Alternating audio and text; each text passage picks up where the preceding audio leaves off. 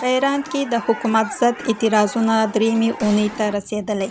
د راپورونو له مخې دغه اعتراضونه د دې هېواد ټولو 11 ولایتونو ته غځېدلی دی. په امریکا کې میشت د ایران د بشري حقونو ډله وایي چې په تېرو 14 ورځو کې شاوخوا 78 معترضین د دغو اعتراضونو په تړاو وژل شوي او له 2600 څخه زیات نور یې نیول شوي دي. دغه ډله وایي چې د ټولو وژل شوو معترضینو شمېر تر دې دمه 114 کسانو ته رسېدلی چې 38 یې یوازې د ایران د امنیتي ځواکونو غړي دي. د تهران په کوڅو کې د اعتراضونو پر مهال د شدیدو تاوتریخوالو راپورونه ورکړل شوي دي. شاهدانو ویلي چې د وسلوالو امنیتي ځواکونو حضور یې لیدلی دی. شاهدانو BBC او CNN ته ویلي دي چې په روغتونونو کې ډېر جسدونه چې یو بل پر غورځېدلي وو لیدلي دي. د BBC د راپور له مخې لږ تر لږه 110 جسدونه د تهران او رشت 2 روغتونونو ته انتقال شوي دي.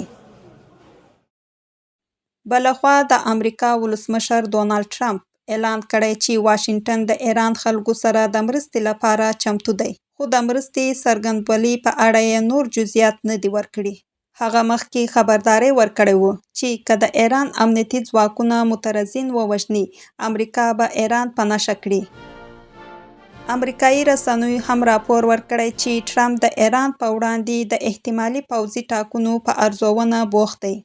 مراقب باش مشاوره‌هایی که خو د ایران د استازو جرګې مشر محمد باقر قالیباف خبرداری ورکړی چې که امریکا پوځي مداخله وکړي، د واشنګټن پوځي او سوداګریزه مرکزونه به د ایران د مشروع هدفونه وي.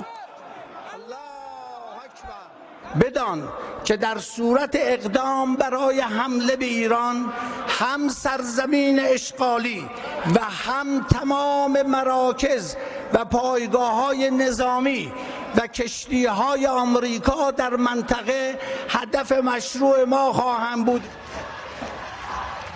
په ایران کې دغه اعتراضونه چې د سختو اقتصادي فشارونو او لوړ تورم څخه د خلکو نارضایتي له امله پیل شوي وو. اوس د راپورونو له مخې د ایران له 180 ډېرو ښارونو ته غځېدلي دي او پاڅونوال د ایران د مذهبي او روحاني واکمنۍ د پای ته رسېدو غوښتنه کوي.